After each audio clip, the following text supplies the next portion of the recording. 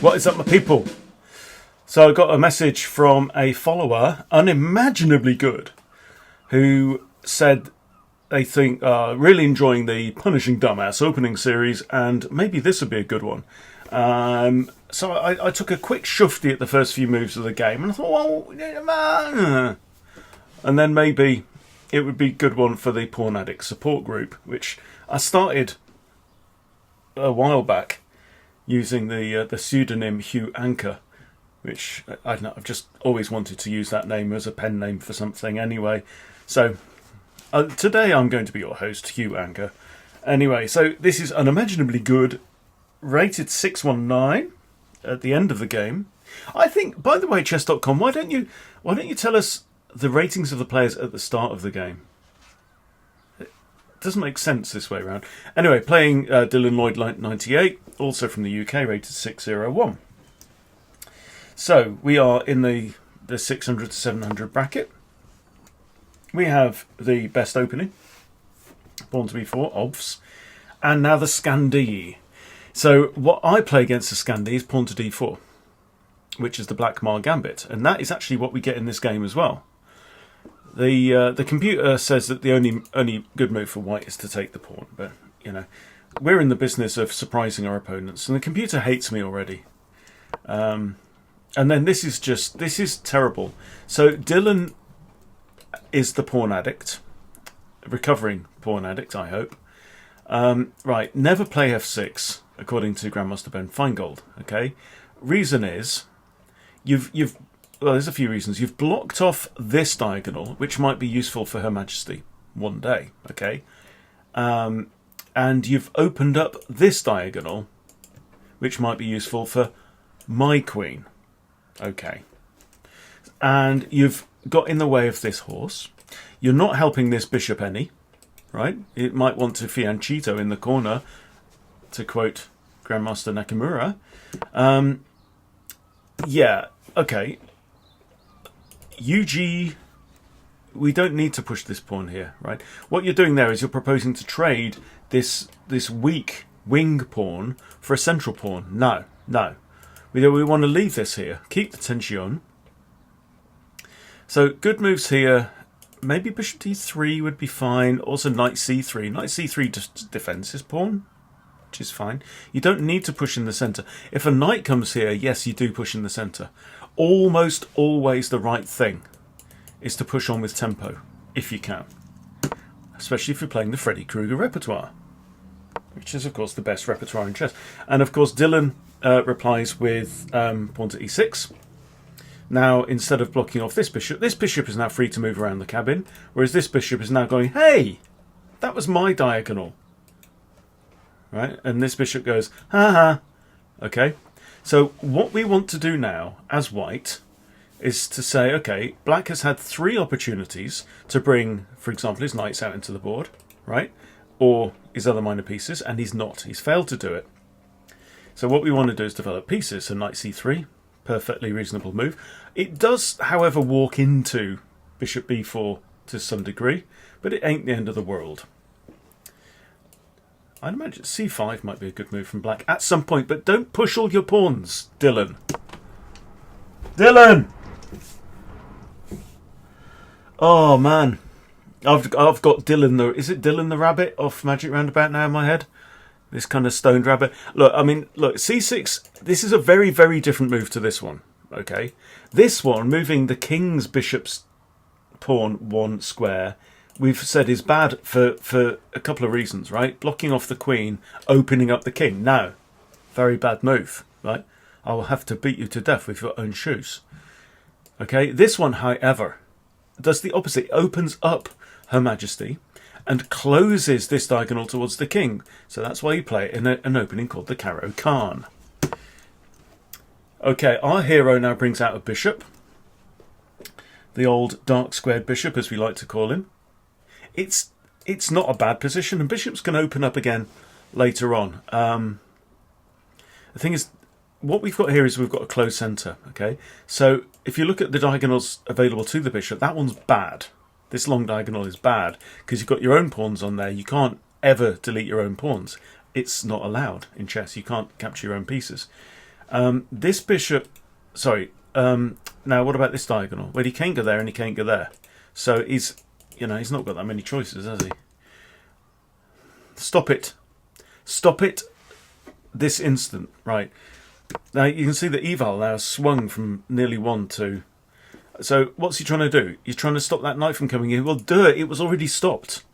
The c6 pawn was covering that square. If you're defending against pieces, 1 pawn is enough. Because nobody wants to give up a piece for a pawn. Unless you've got a damn good reason to do it. And by the way, this is also a 10-minute game. And both of these players are playing almost instantly. Big mistake. Don't do it. Okay? Bishop comes out again, right? He's got a choice of 2 reasonable squares. Because all these ones are eight. So he's got a choice of these 2. This one's maybe preferable. Just looking down there. And he's controlling more squares. So let's take a moment. Right? Let's hit pause. Let's take a moment. And we're going to look at something, right? Now, this is one way that a former teacher that I had, Derek Kelly, who runs chessopenings.com, lovely man. Look at how many squares in your opponent's half of the board, right, each player is looking at, okay? And that includes things that you can capture. So we'll start with white, okay? Got this square. Also covered by the bishop. The bishop's also looking at a6. The bishop's also looking here and here and here. This bishop's looking at here and here. But nothing on this diagonal because, for obvious reasons. The pawn's looking at that, the pawn's looking at that. The queen is looking at that. Okay, now knight is looking at that. Okay, now I'm not saying you would take that pawn with the knight, but, okay, so 1, 2, 3, 4, 5, 6, 7, 8, 9, 10, 11. Okay, so that's a score of 11 squares in your opponent's half of the board that white is controlling. Now, Mr. Wayne, what about black?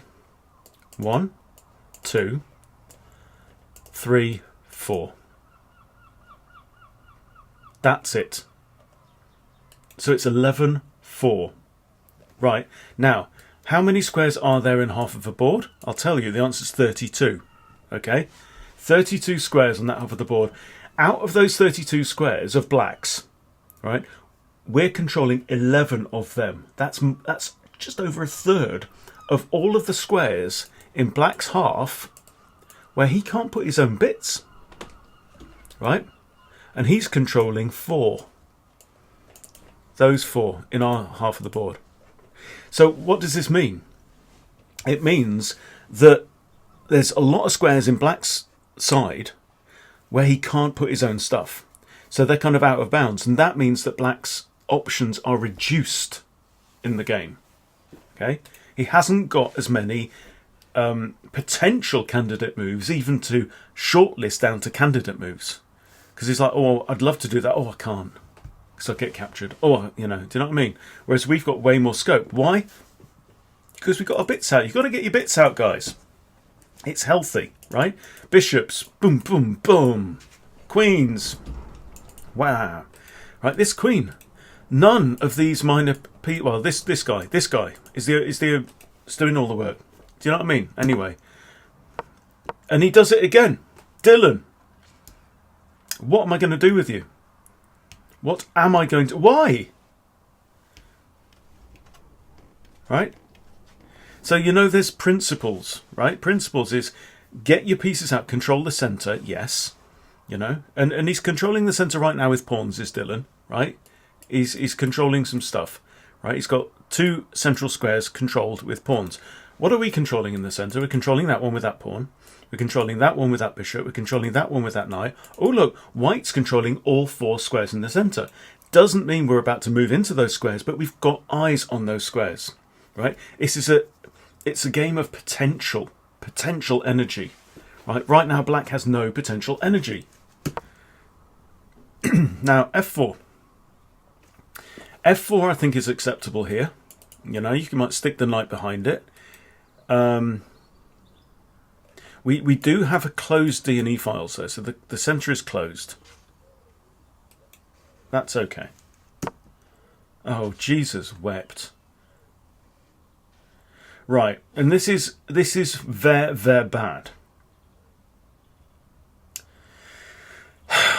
Okay, the problem is that he's pushed the f-pawn, right? Now it's okay to push the f-pawn. In fact, some very, very good courses are out there on the market about how to push your f-pawn and not have it blow up in your face all the time, aka the Freddy Krueger repertoire for black.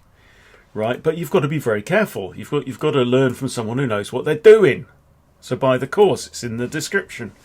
So if you're going to open up this diagonal, right, you've always got to be scared of this move. I don't mean just respect it. I mean scared. I mean, shaking in your boots, like, oh, I've always got to watch out for Queen H5 check, right? If you've moved the f-pawn. Now, at least sometimes you might have the move pawn to g6 in the case of Queen H5 check. You haven't in this instance, right? Because you've just moved it off g6 where it was stopping the queen coming to h5 in the first place. Right, so now he should play Queen H5 check. He doesn't. Our hero misses the move, which is, okay, it's forgivable when you're 600 rated. But look, what he is doing is he's just developed his final minor piece on move 8. Okay, he's now controlling this square and this square. Now with the knight, he's controlling that one technically 3 times. Do you know what I mean? So in a minute, he might spot it. Well, bugger me. Dylan has suddenly realised, oh my god, I've got another row of things that I haven't even... I was looking at this row and I forgot I had a whole other row. Anyway, so he's moved his knight to here. Not very good, apparently. Now the computer wants our hero to capture here. And just open everything up. With the knight. Knight takes g5. Reason is, right, because it opens up the queen. It creates Queen H5 check. This is now devastating. The problem with this move is it's taken one of the king's escape squares away, isn't it? Right? But, UG is a little bit focused on his own side of the board, really. So, when your opponent is a pawn addict, right, then what you need to be looking at their stuff as well as your own stuff, right?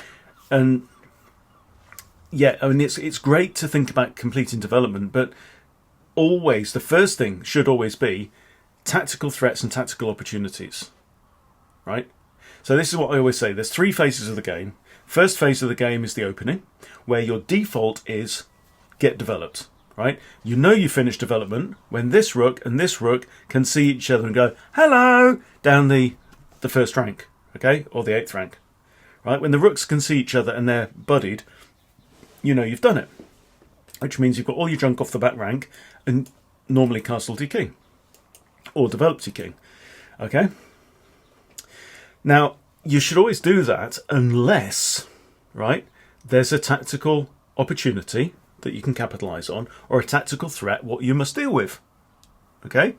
In which case you deal with that and then you resort to your default.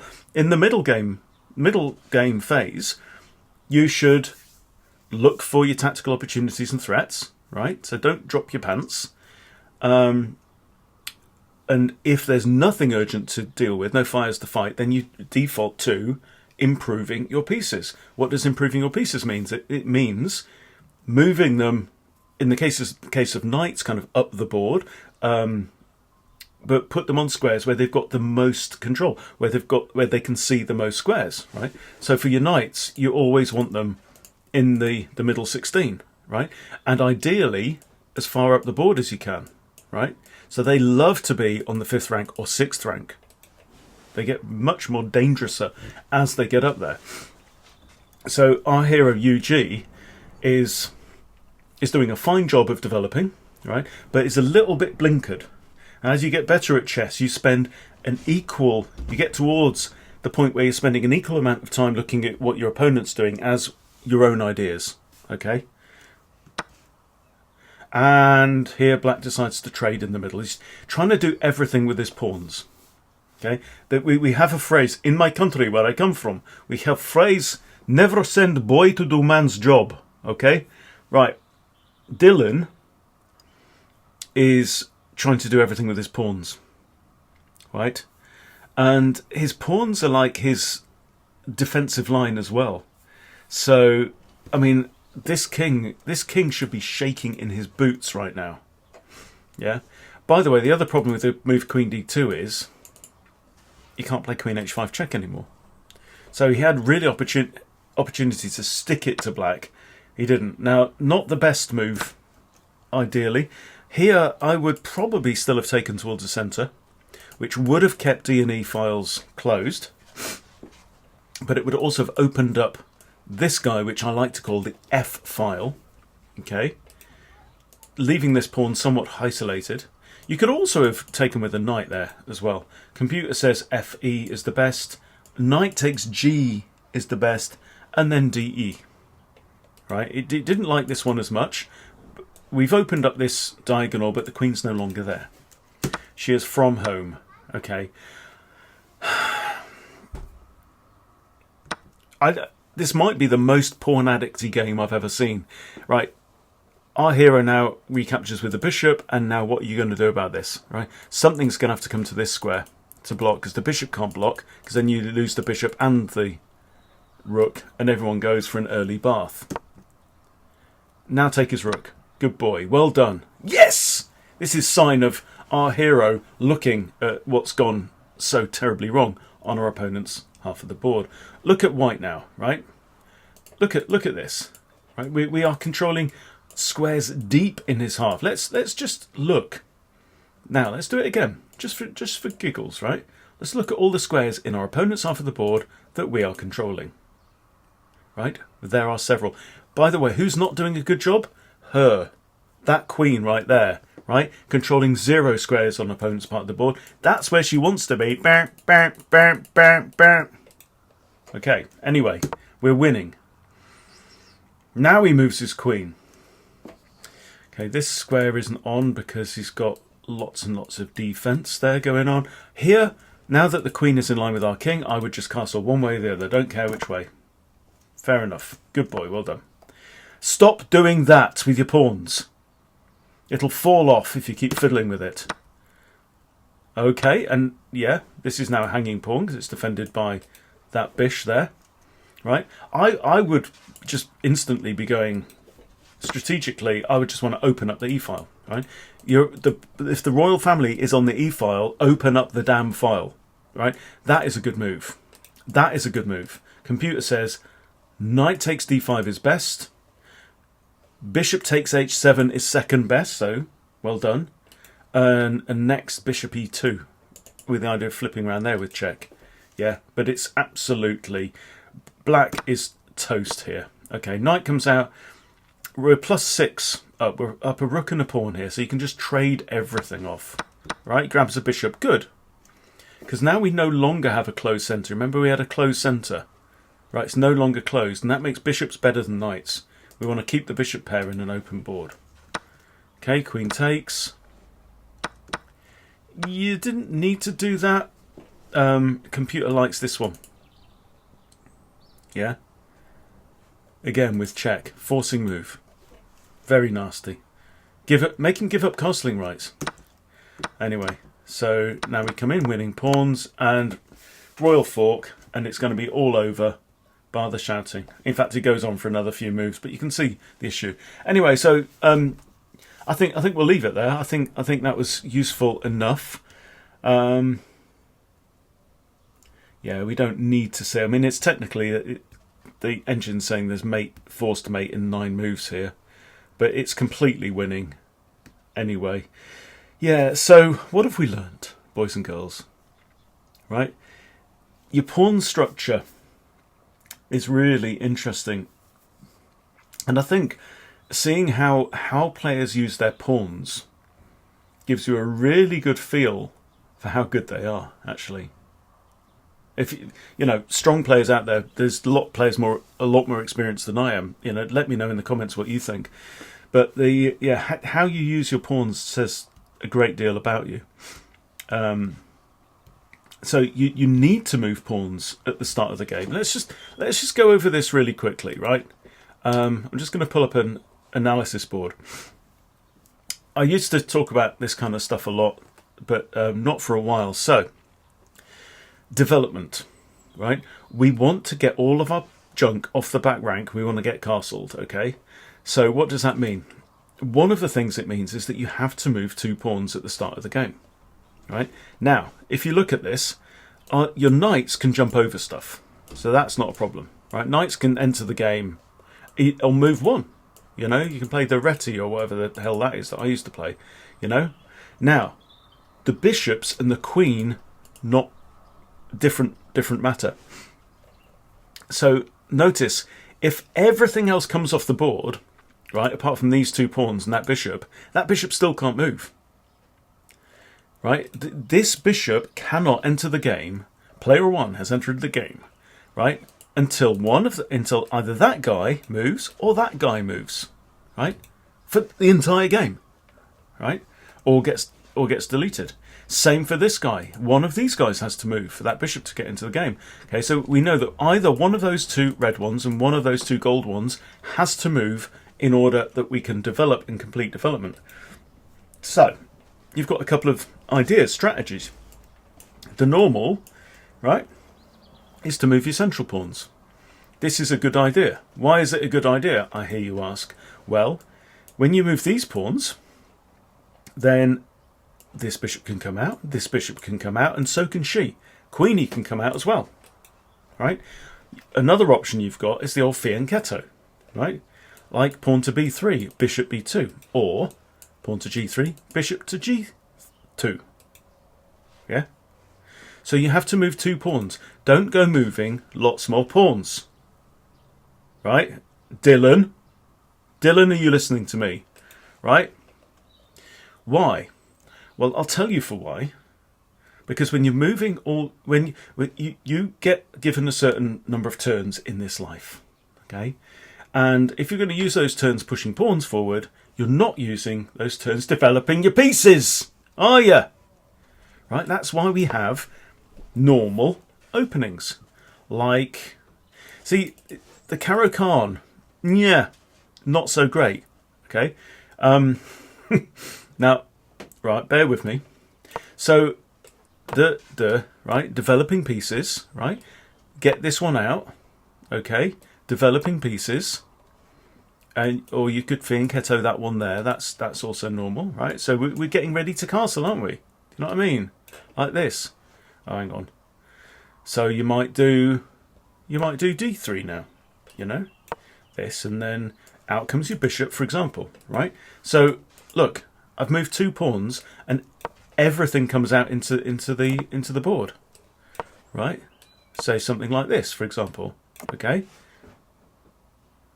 And out comes this bishop, and now we've got tension, so we might trade off. Do you know what I mean? So this is an equal position, but now white has completed development, and it's completed development on move 9. Okay, which is almost the quickest that you can do it, because in fact here, if we'd have done it on move 8, we would have completed development, right? Because, just to start again, you've got to move 2 pawns, right? One of these and one of these. Okay, so that's 2 moves that you've got to do. You've got to move both knights, you've got to move both bishops, you've got to move your queen, right? So that's 1 or 2. Hang on, do that in blue. 1, 2, 3, 4, 5, 6, 7, and castles. Either way, right? 8. So 8 moves is the quickest that you can get castled. Now there are openings that kind of break the rules somewhat. The Caro Khan is one of them. The problem with the Caro is that you've moved the pawn, but you've not helped the Queen's bishop to get out into the board, right? The French is worse. I mean, you've got to be very careful. The problem with the French defence is, right, that's moving pawn to e6 here, is that this bishop is going to have trouble forever, right? If they play the advanced variation, we've got 2 locked files, closed files in the middle of the board already, right? And this bishop now has to come around this way, which is slower. Okay, so black very often has a problem. This is called the French bishop. The light square bishop in the French defence is a problem piece for black, and he will very often try and swap that off for your opponent's light square bishop, which is not a bad piece. Okay, or say your opponent's knight. So I hope that's useful. Let me know in the comments what you think, and if you're a pawn addict like our friend Dylan, okay, knock that shit off, and you'll get better at chess. Okay, thank you for your time. Appreciate it. See you soon.